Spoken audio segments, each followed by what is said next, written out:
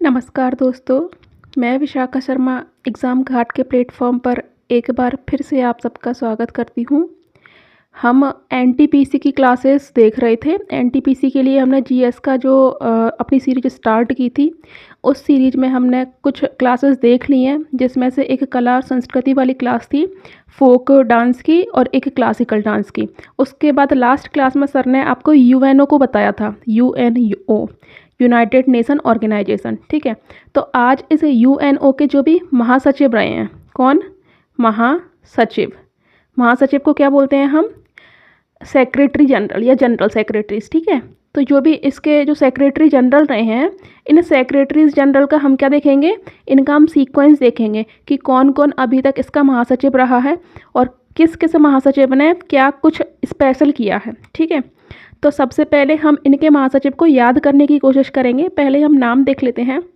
सबसे पहले है ट्रिगवेली, देन डैग हैमरशोल्ड, ट्रिगवेली, डैग हैमरशोल्ड, यूथांड। ठीक है, तो इन तीनों के लिए आपको याद करना है ट्राई करना है क्या? हैमर मतलब हथौड़ा। ट्राई हैमर यू, किसको ट्राई करना है? हथौड़े को। आपको ट्राई हैमर यू। ठीक है, ट्राई हैमर यू। उसके बाद नेक्स्ट हम पढ़ते हैं, फिर उसके लिए देखेंगे Kurt Waldheim, Javier Perez de Cuellar, Javier Perez de Cuellar, Boutros Ghali. तो ट्राई हैमर यू, वॉल मतलब होता है दीवार, ट्राई करना है हथौड़े को, यू तुम पर, ट्राई हैमर यू, वॉल पे मतलब पेरिस, वॉल पे बरस, Boutros, try hammer you, wall पे बरस। ठीक है, ट्राई हैमर यू, वॉल पे बरस। उसके बाद है कॉफ़ी बनाओ आंटी, कॉफ़ी मतलब कॉफ़ी अन्नान, बनाओ मतलब बान की मून, और आंटी मीन्स एंटोनियो गुटेरस। तो एक बार तीनों का देख लेते हैं, मैं दोबारा लिख देती हूँ। ठीक है, try hammer you, try hammer you, wall पे बरस, ट्राई हैमर यू, वॉल पे बरस, कॉफ़ी बनाओ आंटी। ठीक है, इनका हम देख लेते हैं कि इसको कैसे याद करना है। तो देखो, try means Trygve, hammer means Dag Hammarskjold, U means U Thant. ठीक है, try hammer U means Trygve, Hammarskjold, U Thant. Wall मतलब वॉल्दहीम, कुर्त वॉल्दहीम, वॉल मतलब वॉल्दहीम। पे मतलब जेवियर पेरिस, पे मतलब पेरिस, जेवियर पेरिस द कुइयार। बरस मतलब बुतरस घाली। फिर कॉफ़ी बनाओ आंटी, कॉफ़ी मतलब कॉफ़ी अन्नान, बनाओ मतलब बान की moon, aunty means Antonio Guterres. ठीक है, तो इस तरह से हमने सारे 9 के 9 नाम याद किए हैं। ट्राई हैमर यू, वॉल पे बरस, कॉफ़ी बनाओ आंटी। अब हम आगे देखते हैं। आगे हम वन बाय वन एक को मतलब वन बाय वन हम इनको डिटेल में देखेंगे। कुछ इंपॉर्टेंट काम इनके होंगे, उनको डिस्कस करेंगे। सबसे पहले मैंने बताया था आपको ट्रिगवेली। तो ट्रिगवेली अब जैसे देखो 1945 में भी कब? 24 अक्टूबर। ठीक है, 24 अक्टूबर 1945 में यूएनओ बना था। सर ने जैसा कि आपको लास्ट क्लास में ही पढ़ाया है, 24 अक्टूबर 1945 में यूएनओ बना। अब 1945 से 1946 तक, 45 से लेकर के 46 तक एक कार्यवाहक महासचिव बने थे। कार्यवाहक को हम बोलते हैं एक्टिंग। ठीक है, मतलब कार्यवाहक महासचिव बने थे, उनका नाम क्या था? ग्लैडविन। ये आपको ज़्यादा याद नहीं रखना है, लेकिन आपको ऐसा लगेगा कि ये 1946 से डायरेक्ट मैम पढ़ा रही हैं। हमने देखा था 1945 में बन गया है। तो एक साल के लिए जो कार्यवाहक महासचिव था, उनकी व्यवस्था कर दी गई थी यूएनओ में। उनका नाम क्या था? ग्लैडविन जैब। ग्लैडविन जैब ये अपने यूनाइटेड किंगडम मतलब कि अभी अपन वर्तमान में बात करें तो ब्रिटेन के, ठीक है, यूके के थे। इनका नाम क्या था? ग्लैडविन जैब। आप नाम याद रख सकते हो, और ना भी रखो तो बहुत महत्वपूर्ण नहीं है, लेकिन अपन चूँकि सीक्वेंस से पढ़ रहे हैं इसलिए दिमाग में होना चाहिए। ठीक है, तो एक साल के लिए ये बने थे। ये कौन थे? एक्टिंग थे। एक्टिंग मतलब क्या होता है? कार्यवाहक। ठीक है, एक्टिंग मतलब कार्यवाहक महासचिव थे। उसके बाद पहले महासचिव कौन से बने? ये कौन से थे? फर्स्ट पहले कौन से बने? अपन ने देखा था ट्राई करना है हैमर को, मतलब ट्रिगवेली बने थे 1946 से 52 तक। ठीक है, अब यहाँ पर क्या था कि 1946 से 51 तक इनका एक कार्यकाल कंप्लीट हो गया था। इनको दोबारा चुना गया था, लेकिन दोबारा मतलब इनको 3 वर्ष के लिए दोबारा से पुनर्नियुक्ति कर दी गई थी। इतनी व्यवस्था नहीं थी कि दोबारा किसी का इलेक्शन करवाया जाए, तो इन्हीं को 3 वर्ष के लिए और इनका एक्सटेंड कर दिया था कार्यकाल। लेकिन क्या था कि ये कोरिया युद्ध जो चल रहा था उसको बंद करवाने में असमर्थ हुए। इसके कारण इनका विरोध हुआ और इनको इस्तीफा देना पड़ा। ठीक है, तो इस तरह से इनका कार्यकाल 1946 से लेकर के 1952 तक। आपको हर एक महासचिव का देश का नाम याद रखना है। ट्रिगवेली कहाँ से थे? नॉर्वे से थे। ठीक है, यूएनओ के प्रथम महासचिव हैं, याद रखना है। 1950 में इनके कार्यकाल को 3 सालों के लिए बढ़ा दिया गया था, लेकिन इन्होंने इस्तीफा दिया था, तो इनका कार्यकाल याद रखना है 46 से 52 तक। एक चीज़ ये याद रखना है 46 से 52 तक। दूसरा, ये नॉर्वे के थे। तीसरा, ये प्रथम थे। बस 3 बातें याद रखनी है। इसके बाद अगले महासचिव की ओर चलते हैं। अगले महासचिव हैं डैग हैमरशोल्ड। जैसा मैंने आपको बताया था, ट्राई हैमर है ना, तो हैमर मतलब हैमरशोल्ड। ये कौन से हैं? सेकंड हैं, दूसरे। अब ये जो दूसरे महासचिव हैं ये कहाँ के हैं? स्वीडन के। आप एक चीज़ देखेंगे, नॉर्वे, स्वीडन, ये सारे स्कैंडिनेवियन कंट्रीज़ हैं, है ना, तो ये भी स्कैंडिनेवियन कंट्री के हैं। डैग हैमरशोल्ड कब से कब तक कार्यकाल? 52 से लेकर के 61 तक द्वितीय कार्यकाल पर नियुक्त हुए। मीन्स अपन ने देखा था महासचिव का कार्यकाल कितने साल का था? 5 ईयर्स का था। अब 52 से 57 तक 5 साल हो जाते, लेकिन 61 तक मतलब 2 कार्यकाल के लिए इनको नियुक्त किया गया। पद पर रहते हुए मृत्यु। अब 57 से 62 तक रहते, लेकिन क्या होगा? ये पद पर रहते हुए मृत्यु। इंपॉर्टेंट है, प्रश्न पूछा जा सकता है कि किस महासचिव की पद पर रहते हुए मृत्यु हुई?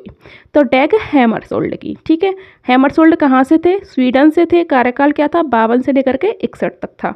मरने के बाद इनको नोबेल पुरस्कार मिला है। ये भी बहुत महत्वपूर्ण है कि मरणोपरांत इनको नोबेल प्राइज़ मिला। ठीक है, हमने 2 महासचिव डिस्कस किए। शॉर्ट ट्रिक मैंने आपको बताई थी, ट्राई हैमर, और जो हैमर वाले हैं वो पद पर रहते हुए मृत्यु हो जाएगी। उसके बाद हम तीसरे महासचिव की तरफ चलते हैं, यू थांट। अब मैंने बताया था ट्राई हैमर यू, तो यू थांट कब से कब तक है? 2 कार्यकाल के लिए, 61 से 71 तक। अब जो लगातार 3 आएंगे ना, वो 10-10 साल के लिए आएंगे, मतलब डबल कार्यकाल के लिए आएंगे।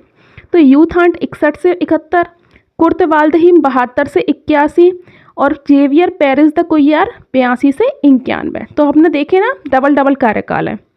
अब यू थांट म्यांमार के हैं। अभी मैंने आपको बताया था कि स्कैंडिनेवियन कंट्रीज से जनरली बनाए जा रहे थे जो भी महासचिव थे। ठीक है, लेकिन ये पहले नॉन स्कैंडिनेवियन और एशियाई, ठीक है, एशियाई कंट्री है म्यांमार और नॉन स्कैंडिनेवियन भी है। तो ये पहले ऐसे महासचिव थे संयुक्त राष्ट्र संघ है उसके, यूएनओ के, जो नॉन स्कैंडिनेवियन थे और एशियाई थे। इसके बाद लगातार 2 कार्यकाल के लिए नियुक्त किए गए। उसके बाद इनके बस आपको नाम याद रखने हैं, इनमें कुछ महत्वपूर्ण बातें नहीं हैं। कुर्ट वाल्डहीम, ये व्लादिमीर नहीं है, वाल्डहीम है। वॉल से अपन ने याद किया था ना, वाल्डहीम। ठीक है, कुर्ट वाल्डहीम 72 से 81 तक। उसके बाद पे मतलब पेरिस याद करवाया था मैंने, वॉल पे, तो जेवियर पेरेस दे कुइयार 82 से 91। इसके बाद आपको याद रखना है, बरसाना था, मतलब कि वॉल पे बरसाओ हैमर को, है ना, तो बरसाओ मतलब बुतरस घाली। ये इंपॉर्टेंट है, इनकी कंट्री भी याद रखनी है, मिस्र। बुतरस घाली कहाँ के हैं? मिस्र के हैं। इन्होंने शीत युद्ध को रोकने के लिए, शीत युद्ध क्या था कि जब सेकेंड वर्ल्ड वॉर ख़त्म हो गया, उसके बाद सेकेंड वर्ल्ड वॉर के बाद, कब? सेकेंड वर्ल्ड वॉर के बाद पूरा जो विश्व था एक तरह से 2 खेमों में बट गया था। मतलब एक यूएसए वाले और एक यूएसएसआर। ठीक है, यूएसए और यूएसएसआर। तो इन दोनों के बीच में कोई जनरली ऐसा युद्ध नहीं हुआ था, लेकिन क्या था कि इनकी कार्रवाइयों के माध्यम से, इनकी प्रेस के माध्यम से एक दूसरे के प्रति मतलब कि नकारात्मक कार्यवाहियाँ की जा रही थी, तो जिसे हम कोल्ड वॉर कह रहे थे। अब चूंकि बुतरस घाली ने कोल्ड वॉर को रोकने के लिए एक एजेंडा फॉर पीस, पीस ही नहीं है, पीस है, यह है agenda for piece. Agenda for piece एक रिपोर्ट जारी की, मतलब कि शांति व्यवस्था क्रिएट करने के लिए एक रिपोर्ट जारी की। किसने जारी की? बुतरस घाली ने जारी की। बुतरस घाली कहाँ के थे? मिस्र के थे। कार्यकाल क्या था? 1991 से 96 तक। ठीक है, इसके बाद हम अपने नेक्स्ट की तरफ चलते हैं। नेक्स्ट जो है हमारे, वो है कोफी अन्नान। ठीक है, कौन से हमको देखना है? Kofi Annan. कोफी अन्नान अपने 8th नंबर के हैं, ठीक है, मतलब वैसे 7th नंबर के हैं, 7th नंबर के। अगर मैं एक और जो कार्यवाहक ऐड कर दूं तो 8th नंबर के, 7th, 8th और ये 9। मैंने आपको जो है एक्चुअल में वही बताया, कार्यवाहक को हमने इंक्लूड नहीं किया है, ठीक है ना। तो कोफी अन्नान, या देखते हैं हम कोफी अन्नान के लिए जो कंट्री है ये कौन सी कंट्री के थे? घाना के थे। इम्पॉर्टेंट है, अफ्रीकन कंट्रीज़ के थे। कहाँ के? अफ्रीकन कंट्रीज़ के, ठीक है, अफ्रीका महाद्वीप का कंट्री है घाना। तो इसको याद रखना है। इन्होंने एड्स, टीबी, मलेरिया से लड़ने के लिए बेसिक कोर्स नहीं है यहाँ पर, ये है वैश्विक फंड। क्या है? वैश्विक फंड, वैश्विक फंड। तो इन्होंने इन बीमारियों से निपटने के लिए, एड्स, टीबी, मलेरिया, इन बीमारियों से निपटने के लिए एक वैश्विक फंड बनाया, ठीक है, मतलब एक बड़ी राशि को एकत्रित किया एक तरह से, तो जिसका यूटिलाइज इन बीमारियों से लड़ने के लिए किया जाएगा, ठीक है, पूरे वर्ल्ड में। तो ये इम्पोर्टेंट बात है कि बीमारियों से लड़ने के लिए वैश्विक फंड का निर्माण किया गया, किसके कार्यकाल में किया? तो कोफी अन्नान के कार्यकाल में। एक इम्पॉर्टेंट बात यह है कि इन्होंने मानवाधिकारों पर विशेष बल दिया है, मानवाधिकारों पर विशेष बल दिया है, और इनके ही मतलब कि इसका जो रिजल्ट हुआ वो 2006 में United nation human right commission. क्या है? यूनाइटेड नेशन, यूएन मतलब आपको पता है यूनाइटेड नेशन, HRC मतलब क्या है? ह्यूमन राइट्स कमीशन, ठीक है, संयुक्त राष्ट्र मानवाधिकार कमीशन, मत काउंसिल है, सॉरी कमीशन नहीं है यहाँ, ह्यूमन राइट्स काउंसिल, ठीक है, संयुक्त राष्ट्र मानवाधिकार परिषद। इसकी स्थापना 2006 में की गई। किसके प्रयासों से की गई? कोफी अन्नान के प्रयासों से की गई, और इसके लिए ही इनको, मतलब ये मानवाधिकारों पर काम कर रहे थे तो इसके लिए इनको नोबेल प्राइज़ मिल गया था पहले ही 2001 में। उसके बाद UNHRC की स्थापना 2006 में हुई है, आपको याद रखना है, ठीक है। इसके बाद जो 8th नंबर के जो अपने महासचिव हैं वो है बान की मून। बान की मून कहाँ के हैं? दक्षिण कोरिया के हैं। जो वर्तमान में 2017 से चल रहे हैं एंटोनियो गुटेरस, उसके जस्ट पहले 7 से 16, ये भी 10 वर्ष के लिए, 7 से 16 तक, ठीक है। इनकी इम्पोर्टेंट बात ये है कि इनकी जो विदेश सेवा जब इन्होंने देना प्रारंभ किया था तो पहली नियुक्ति इनकी भारत में ही हुई थी, बान की मून की, ठीक है। इसके बाद हम लास्ट देखते हैं हमारे महासचिव एंटोनियो गुटेरस। एंटोनियो गुटेरस 2017 से वर्तमान में भी कार्यरत हैं, पुर्तगाल से ये हैं, और ये पुर्तगाल के पूर्व प्रधानमंत्री भी रहे हैं, ठीक है, ये पुर्तगाल के पूर्व प्रधानमंत्री रह चुके हैं। तो इस तरह से हमने पूरे 9 के 9 महासचिवों को डिस्कस किया है।